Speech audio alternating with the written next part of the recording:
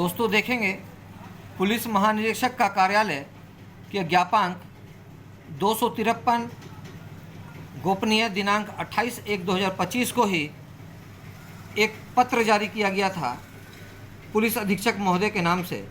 जिसमें विषय में स्पष्ट रूप से लिखा गया था आवेदक सतीश जायसवाल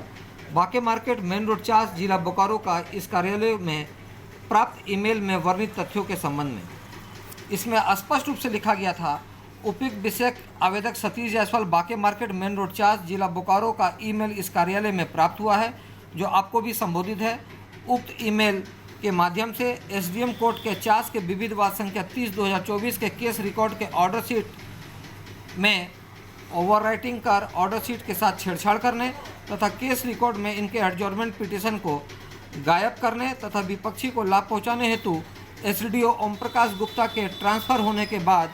बैक डेट में ऑर्डर शीट में हस्ताक्षर करवाने के मामले में एसडीएम कोर्ट से पूर्व पेशकार एवं वर्तमान में डीसी अथवा एसी बोकारो के किसी विभाग में कार्यरत पेशकार अजीत कुमार सहित संलिप्त आरोपियों के विरुद्ध मुकदमा दायर कर कानूनी कार्रवाई करने का अनुरोध किया गया है से संबंधित वो पत्र जारी किए थे। इसमें यह भी लिखे थे, अतः उक्त परिप्रेक्ष्य में आपको निर्देशित किया जाता है कि ईमेल में वर्णित तथ्यों के आलोक में गहनता से जांच कर आवश्यक कार्रवाई करना सुनिश्चित करें। इसके बाद में दूसरा पत्र जारी किए थे पुलिस महानिरीक्षक महोदय पत्रांक संख्या ज्ञापांक संख्या 116 के माध्यम से दिनांक 13/1/2025 को पुलिस अधीक्षक महोदय को। इसमें लिखे थे कि आवेदक सतीश जायसवाल चाय पत्ती का व्यापारी बाके मार्केट मेन रोड चास जिला बोकारो का इस कार्यालय के में प्राप्त ईमेल में वर्णित तथ्यों के संबंध में। इस दूसरे पत्र में आईजी महोदय ने लिखा है एसपी महोदय को कि उपयुक्त विषयक सतीश जायसवाल चाय पत्ती का व्यापारी बाके मार्केट मेन रोड चास जिला बोकारो का ईमेल इस कार्यालय में प्राप्त हुआ, जो आपको भी संबोधित है। उक्त पत्र में इनके दादा के नाम के ज़मीन को अवैध तरीके से हड़प कर नगर निगम के नक्शा के बगैर मकान बनाने वाले रामजी प्रसाद एवं लक्ष्मण प्रसाद के द्वारा इन्हें गाली देते हुए मारपीट करने, रंगदारी के केस में फंसाने एवं मुकदमा दायर करने का उल्लेख है। पूरा मामला आवेदन ईमेल में वर्णित जिसे साथ संलग्न कर आवश्यक क्रियार्थ हेतु भेजी जा रही है, जो स्वतः स्पष्ट है। अतः आपको निर्देशित किया जाता है कि आवेदन में वर्णित तथ्यों के आलोक में गहनता से जांच कर आवश्यक कार्रवाई करना सुनिश्चित करें। और हमारे इसी आवेदन के आलोक में आईजी महोदय ने 2 अलग-अलग पत्र जारी किया था और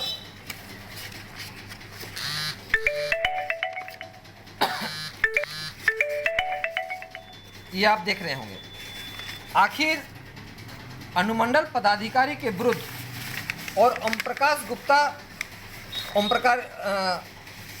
अनुमंडल पदाधिकारी और उनके पेशकार राम जी और लक्ष्मण का ही नाम क्यों लिया गया? तो दोस्तों मैं ये बता देना चाहता हूँ कि आप देखेंगे ये 6223 नंबर डीड्स 1971 ईस्वी में हमारे दादाजी के नाम से, आप यहाँ देखेंगे ये बाके लाल जायसवाल के नाम से ये 405 नंबर का खाता, 6890 नंबर का प्लॉट और कुल 4.5 डिसमिल 26/3/1971 को खरीदे थे। और आप एक चीज़ और गौर से देखेंगे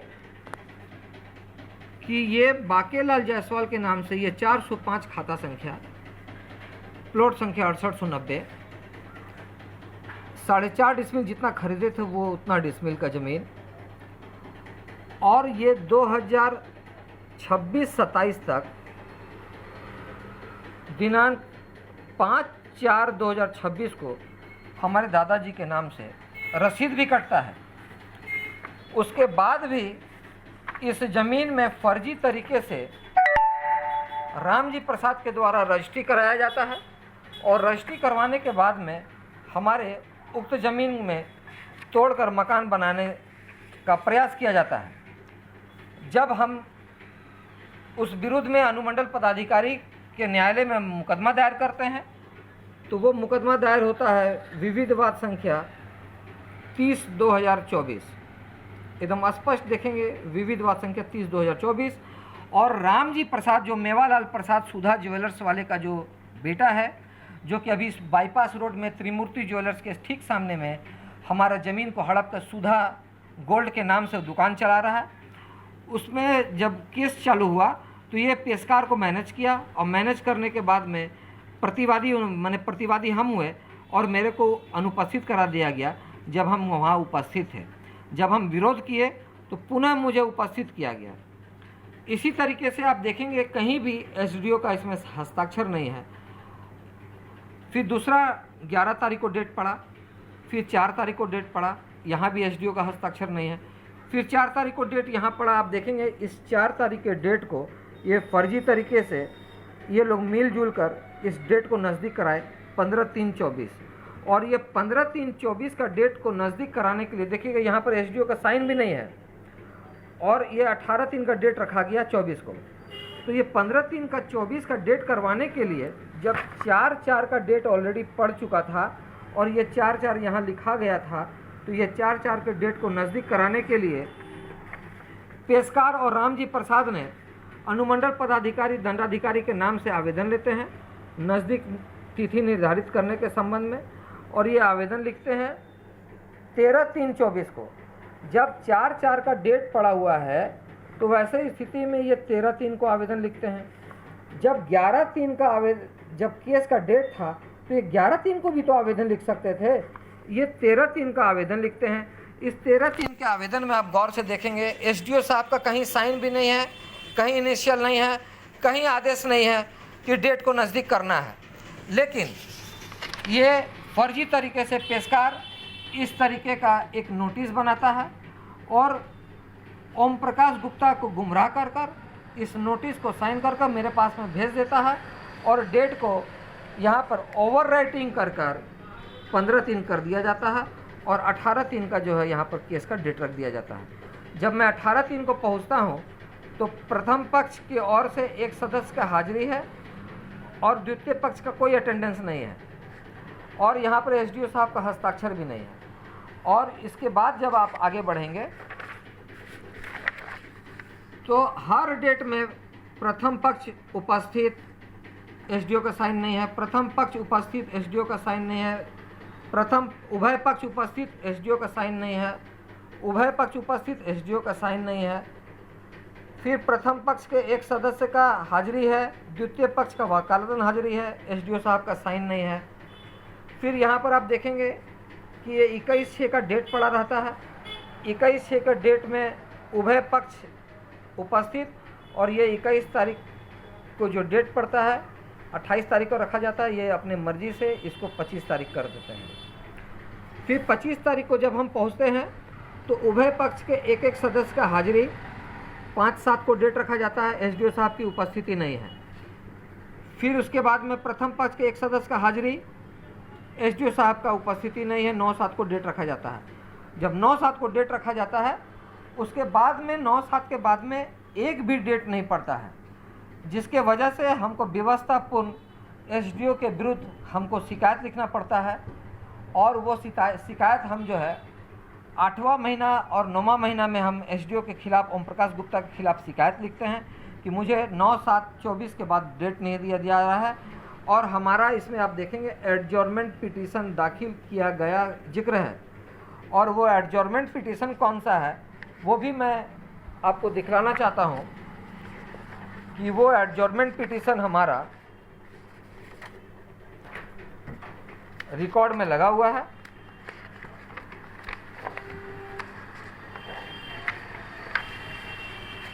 ये देखिए, ये है हमारा एडजॉर्नमेंट पिटीशन, जो कि विपक्षी रामजी प्रसाद के वकील को ये रिसीव कराया गया है। और हमने लंबा समय डेट मांगा था कि हमको कुछ समय दिया जाए, लेकिन 9/7 के बाद में हमको कोई डेट नहीं दिया जाता है और कोई सुनवाई नहीं होता। किसी भी डेट में आप देखे होंगे एसडीओ साहब न्यायालय में बैठे नहीं, सुनवाई हुआ नहीं। और 9/7 के डेट में यहाँ पर हमारा एडजॉर्नमेंट पिटीशन जो कि उसको गायब कर दिया जाता है। और उसके बाद में अचानक जो है हमारे आवेदन देने के बाद में कोई ऐसी बात होती है कि उसके बाद में ओम प्रकाश गुप्ता एसडीओ को ट्रांसफ़र कर दिया जाता है। और जब ओम प्रकाश गुप्ता ट्रांसफ़र होकर रांची चले जाते हैं, तब वैसे ही स्थिति में रामजी प्रसाद सुधा ज्वेलर्स मेवालाल का बेटा ये क्या करता है कि पेशकार ओम प्रकाश गुप्ता को मैनेज करता है थ्रू अपने वकील और पेशकार अजीत के थ्रू, और मैनेज कर बैक डेट में ये एक ऑर्डर लिखता है। यहाँ देखेंगे आप 16/7, जब 16/7/2024 का जब डेट पड़ा तो मैं हर डेट में यहाँ उपस्थित हूँ, विपक्षी भी उपस्थित है। तो ये 16/7 के डेट में ना तो मैं उपस्थित हुआ हूँ, आप हाजिरी में देखेंगे कहीं भी नहीं है, ना तो मेरा हाजिरी है, ना तो विपक्षी का हाजिरी है, ना मेरे वकील का हाजिरी है, ना तो विपक्षी के वकील का हाजिरी है। तो 16/7/2024 के डेट में आप देखेंगे बिना हाजिरी का इन्होंने सुन लिया, आदेश हेतु सुरक्षित भी कर लिया, और यहाँ ओम प्रकाश गुप्ता का साइन भी आ गया, और ये आदेश को पारित भी कर दिए, और यहाँ पर इनका साइन हो गया। तो ये बैक डेट में इस ऑर्डर शीट को साइन कराने के लिए ओम प्रकाश गुप्ता रांची से बोकारो जो है सर्किट हाउस आए थे, और सर्किट हाउस में इस रिकॉर्ड को ले जाकर साइन कराया गया, और बैक डेट में ऑर्डर पास करवाकर विपक्षी को लाभ पहुंचाया गया, और हमारे ज़मीन को कब्जा करने में विपक्षी को सहयोग किया गया। और पुलिस प्रशासन के सहयोग से, अपने रामनगर कॉलोनी के ही 1-2 मित्रों के सहयोग से, ताकि हम विरोध करें तो वो लोग मेरे साथ मारपीट करें और हमको झूठे केस में जेल भिजवाए, और इस तरीके का डर दिखाकर ये लोग जो है अवैध तरीके से हमारे मकान को कब्जा किए, और कब्जा कर ये सुधा गोल्ड नामक दुकान बना लिए। इसी मामले को लेकर आईजी महोदय ने अपने कार्यालय के पत्रांक संख्या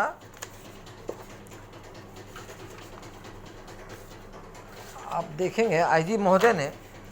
अपने कार्यालय के पत्रांक संख्या, ज्ञापांक संख्या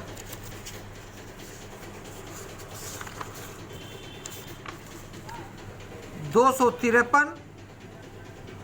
दिनांक 28/1/2025 के माध्यम से एसपी साहब को पत्र लिखे हैं, जिसमें स्पष्ट रूप से एसडीओ ओम प्रकाश गुप्ता के ट्रांसफ़र होने के बाद बैक डेट में का जिक्र किया गया है। इस मामले में अभी तक जांच की प्रक्रिया प्रारंभ नहीं की गई है, लगभग 1 वर्ष हो गया। अगर जांच हो जाए तो मैं अपने ऑर्डर शीट में अभी जो कुछ भी दिखाया हूँ कि एक डेट भी ओम प्रकाश गुप्ता नहीं बैठे, ऑर्डर शीट में ये काट छाट, हमारा ये एडजॉर्नमेंट पिटीशन गायब, ये ओवर राइटिंग, और बिना हम लोगों के उपस्थिति का ये सुन लिया, आदेश हेतु सुरक्षित भी रख लिया और आदेश पारित भी कर लिया। और कर ये अगर जांच होगी तो जांच में ओम प्रकाश गुप्ता भी फंसेंगे, क्योंकि यहाँ पर हस्ताक्षर ओम प्रकाश गुप्ता का है, और हमारे संविधान और कानून कहीं भी किसी भी अधिकारी को ये आदेश नहीं देता है और कि वो किसी के ज़मीन को हड़पने में अपने पद पावर का गलत इस्तेमाल करे। तो इस तरीके का जो ओम प्रकाश गुप्ता और पेशकार अजीत कुमार, जो कि अभी डीसी ऑफिस में वो पेशकार का काम कर रहा है, और विपक्षी के जो भी वकील हैं, ये वकील, ये तीनों जन मिलकर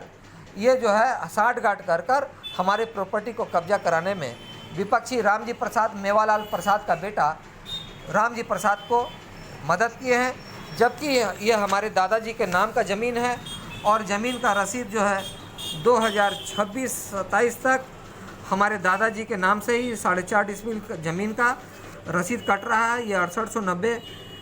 आपको ये प्लॉट का, और खाता नंबर 400 का ये हमारे दादाजी के नाम से, बाकीलाल जायसवाल के नाम से ये रसीद कटा है। अब ये शासन प्रशासन जांच करे कि आखिर इस तरीके का भ्रष्टाचार अपराध क्यों और कितना पैसा का घूस लेन देन करके किया गया। मैं यही प्रशासन से गुजारिश करता हूं कि मैं इसके संदर्भ में 2 दिन पहले भी आवेदन लिखा हूं आईजी महोदय को। हमारे आवेदन के आलोक में पूरे मामले को गहनता से जांच कर कार्रवाई सुनिश्चित करने की कृपा करें, ताकि मुझे न्याय मिल सके और दोषी अधिकारी और पेशकार जो भी अपराध किया है, अपने पद पावर का गलत इस्तेमाल किया है, उसके विरुद्ध आपराधिक मुकदमा दर्ज होना चाहिए। अगर यहाँ से मुझे न्याय नहीं मिलेगा तो अंततः मैं सभी अधिकारियों के विरुद्ध अपने आवेदन के आलोक में उच्च न्यायालय जाने के लिए स्वतंत्र हो जाऊँगा। जय हिंद, जय भारत।